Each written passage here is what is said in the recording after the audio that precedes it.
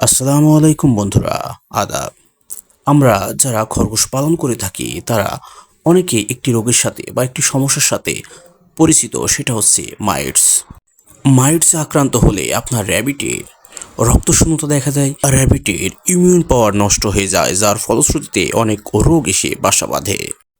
Mites, যার এক বচন বা সিঙ্গুলার ফর্ম মাইট। মাইট হলো ছোট আকৃতির আর্কনিড জাতীয় পরজীবী। আমি আবারও বলছি, মাইট হলো ছোট আকৃতির আর্কনিড জাতীয় পরজীবী। আর্কনিড অর্থ হচ্ছে যাদের 8 পা রয়েছে। মাইটস হলো এক ধরনের পরজীবী যা খরগোশ সহ অন্যান্য প্রাণীকে আক্রমণ করে থাকে, যেমন কুকুর, বিড়াল, হেজহগ, গিনিপিগ ইত্যাদি। র্যাবিটের ক্ষেত্রে মাইটস কয়েক ধরনের হয়ে থাকে: ফারমাইটস, ইয়ারমাইটস এবং ম্যানজিমাইটস। অর্থাৎ যেই সমস্ত মাইটসগুলোর নাম বলা হচ্ছে তারা ফার অর্থাৎ লোমকূপের মধ্যে সমস্যা সৃষ্টি করে, ইয়ারমাইটস অর্থাৎ কানে সমস্যা সৃষ্টি করে, ম্যানজিমাইটস অর্থাৎ মেনিনজাইটিস মাথাসহ ঘাড়সহ নাকমুখ দিয়ে বিভিন্ন জায়গায় আক্রমণ করে থাকে। মাইটস শরীরের যে কোনো প্রান্তে হতে পারে, কিন্তু নাক, কান, ঘাড় এবং পা, এই সমস্ত এরিয়া, বিশেষ করে কান, এই সমস্ত এরিয়া দিয়ে মাইটস হয়ে থাকে। মাইটস মূলত স্যাঁতস্যাঁতে পরিবেশ থেকে উৎপন্ন হয়। তাছাড়াও বিভিন্ন পোষা প্রাণী, কুকুর, বিড়াল, হেজহগ, গিনিপিগ ইত্যাদি সংস্পর্শ থেকেও মাইটস ছড়াতে পারে। মাইটসের লক্ষণসমূহ। মাইটসে আক্রান্ত খরগোশের ক্ষেত্রে আমরা যে বিষয়গুলো দেখে থাকি সেটা হচ্ছে তাদের বিভিন্ন জায়গাকার লোম উঠে যাওয়া এবং তাদের সেখানে জায়গাটা সাদা হয়ে যাওয়া এবং জায়গার অবস্থা খারাপ হয়ে যাওয়া, খুশকির মতো উঠতে থাকা, ড্যান্ড্রাফ বা খুশকির মতো উঠতে থাকা, জায়গা কুঁচকে যাওয়া, লোম ওঠাসহ জায়গার অবস্থান বা আকৃতি বিকৃত হয়ে যাওয়া, এই সমস্ত লক্ষণগুলো দেখলে বুঝবো যে আমরা এটা মাইটসে আক্রান্ত র্যাবিট। খরগোশ তার কান শেকিং এয়ার অত্যাধিক পরিমাণে বাড়িয়ে দেবে, অর্থাৎ স্বাভাবিকভাবে যে কান নাড়ে তার থেকে অনেক বেশি পরিমাণে কান নাড়াতে থাকবে। এটা হচ্ছে প্রাথমিক পর্যায়। দৃশ্যমান হওয়ার আগেও আপনি বুঝতে পারবেন।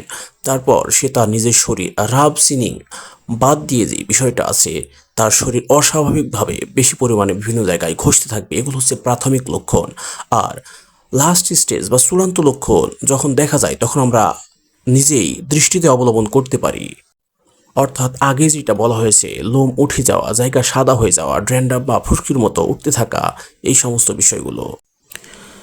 র্যাবিটের মাইটসের চিকিৎসা। র্যাবিটের মাইটসের চিকিৎসা স্বাভাবিকভাবে আমরা হোম রেমেডি বা গৃহস্থালী যে সমস্ত প্রতিষেধক আছে সেগুলোর মাধ্যমে করতে পারি। যেমন আমরা অ্যাপেল সিডার ভিনেগার বা ভিনেগার 1:1, 50:50 এই অনুপাতে নিয়ে যদি আমরা সেখানে হালকা করে স্প্রে করি বা সেখানে লাগিয়ে দিই, সেক্ষেত্রে খুব দ্রুত ফলাফল চলে আসে। আমরা চাইলে পেট্রোলিয়াম জেলি ইউজ করতে পারি বা ব্যবহার করতে পারি। আক্রান্ত স্থানে আলতোভাবে পেট্রোলিয়াম জেলি লাগিয়ে রাখলেও খুব ভালো ফলদায়ক হয়ে থাকে। আক্রান্ত স্থান খুব বেশি বড় না হলে বা নির্দিষ্ট করা গেলে সেখানে হলুদ এবং নারিকেল তেলের মিশ্রণে একজাতীয় কাত বা একজাতীয় ক্রিম তৈরি করে আমরা সেখানে লাগালে খুব ভালো ফলাফল খুব অল্প সময়ের মধ্যে লক্ষ্য করতে পারি। হোম রেমেডি ব্যবহারের বিষয়ে আমাদের খেয়াল রাখতে হবে যেন আমরা যেখানে অ্যাপেল সিডার ভিনেগার এবং পানি দিয়ে ইউজ করছি বা হোয়াইট ভিনেগার দিয়ে স্প্রে করছি সেই জায়গাটা যেন ভিজে না থাকে এবং খরগোশের জন্য ঠান্ডা না লেগে যায়।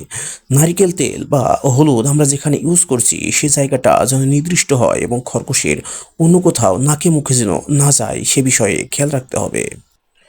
প্রাথমিকভাবেই মাইটসের লক্ষণ বোঝার সাথে সাথেই মাইটসের চিকিৎসা শুরু করতে হবে এবং যদি খুব দ্রুত ফল পাওয়া না যায় সেক্ষেত্রে ভেটের কাছে নিয়ে যেতে হবে।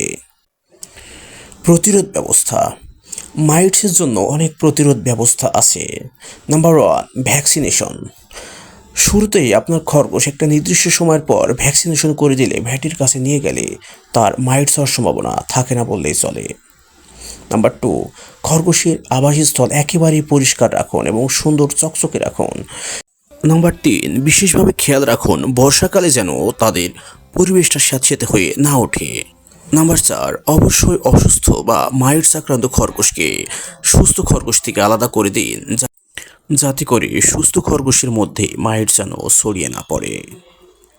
আশা করি খুব সাধারণ রুলস এবং রেগুলেশন মেনে চললে আপনাদের খরগোশ সুস্থ থাকবে এবং মাইটস থেকে সম্পূর্ণ নিরাপদ থাকবে।